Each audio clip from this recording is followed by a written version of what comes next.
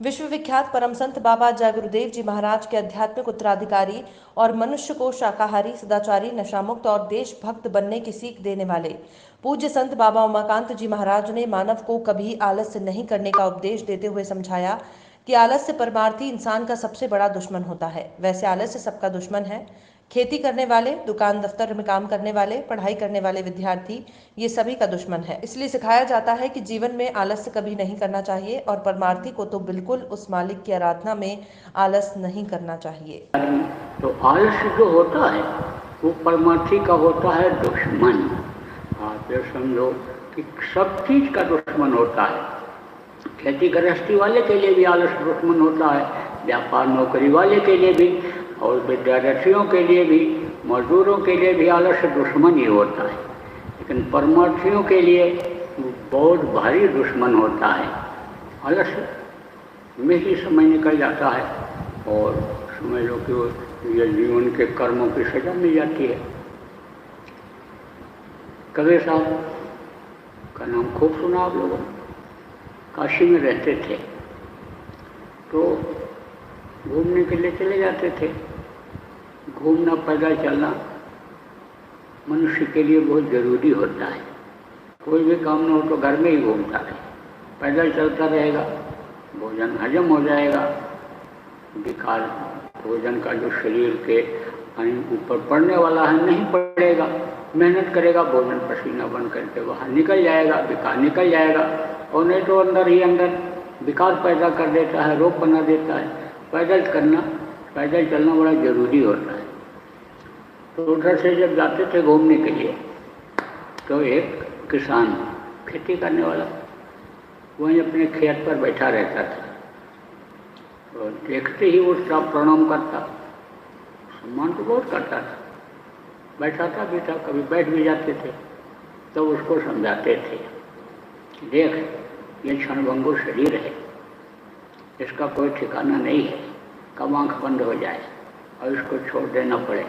और ये भगवान के भजन के लिए, भगवान को याद करने के लिए मिला है, तो तू याद किया कर।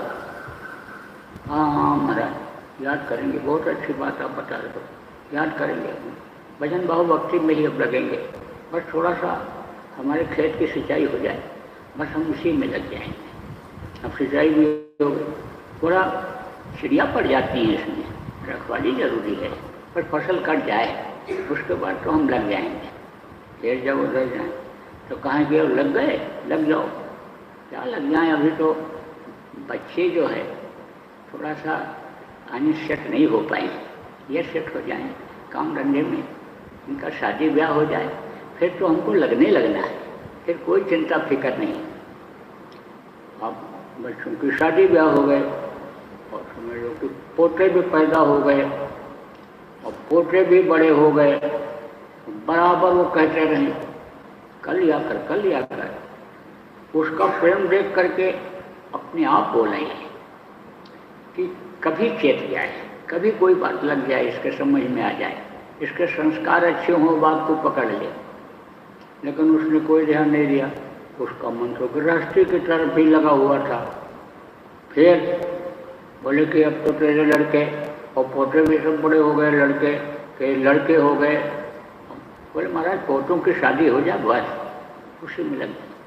फिर एक दिन बोले, कड़क शब्दों में बोले, अरे तू कहता था फसल तैयार हो जाए, ये हो जाए, वो हो जाए, और लड़का का शादी ब्याह हो जाए, वो भी हो गया, पोते भी हो गए और उनकी भी शादी हो गई, तो कब करेगा? बोला महाराज हम क्या करें, ये सब सो जाते हैं, हम ही रात को जगते हैं। अभी हम अगर भजन ध्यान में लग जाएं तो चोरी हो जाएगी, मेहनत हमारी सब खत्म हो जाएगी, सब उठा ले जाएंगे चोर। कुछ दिन उधर नहीं गए कबीर साहब। उसके बाद में जब कुछ दिन बीता वो दूसरी तरफ जाते रहे, तो उस तरफ गए काफी दिन के बाद, तो बुढ़ा दिखाई नहीं पड़ा। तो मुझसे पूछा भाई बुढ़ा, तो कहे कि वो तो मर गया, बहुत पहले खत्म हो गया। बोले हाँ, लौट आए। फिर एक दिन जा रहे थे उधर गाँव के किनारे से, जब निकले तो नगाड़ा बज रहा था, पहले यही बाजा चलता था, अब तो तमाम तरह के बाजा हो गए। पहले यही बाजा चलता था, बज रहा था।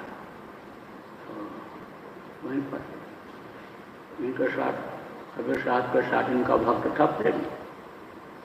तो कहा नगाड़ा बज रहा है। तो मैंने आदमी मिला तो पूछा नगाड़ा कहाँ बज रहा है? बोले वो जो जमींदार रहता था, मुखिया गाँव का, यहाँ उसके पोता पैदा हुआ है, उसमें बज रहा है। बोले तो बोले हाँ। तो कहा कि एक कवित्र पढ़ा कि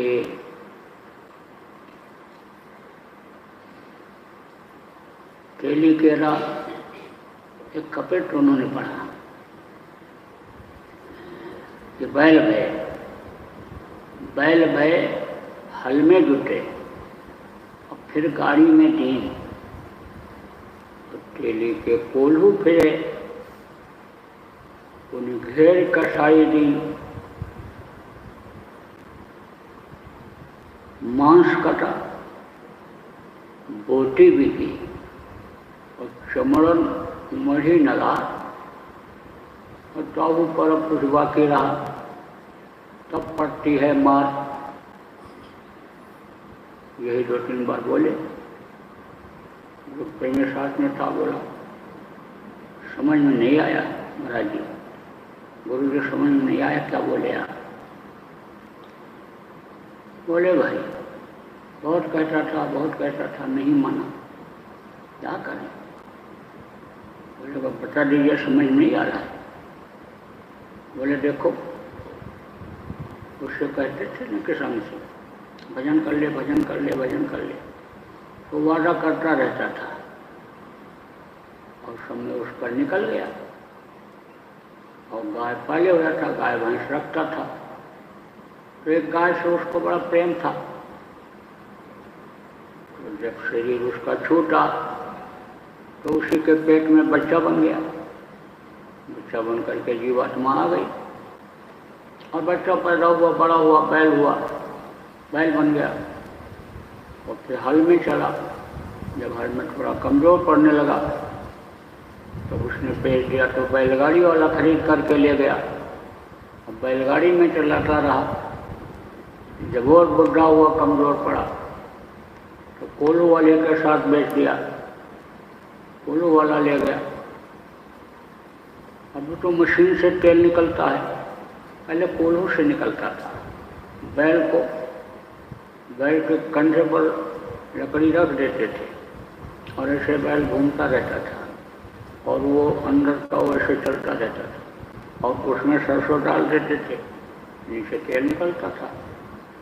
तो कहा केली के कोल्हू फिरे, उसमें चला और फिर पुन घेर कसाई दिन कसाई को बेच दिया, दे दिया। जब कोल्हू में कमज़ोर पड़ा तो कसाई को बेच दिया। कसाई ने क्या किया, मांस काटा और बोटी बनाया, उसको तो दिया बेच और चमड़े को बेच दिया और चमड़े का बना नगाड़ा। अब देखो नगाड़ा खाल पिट रहा है, कुछ और कर्म उसके बाकी रह गए, खाल के ऊपर भी मार पड़ रही है, पिट रहा है।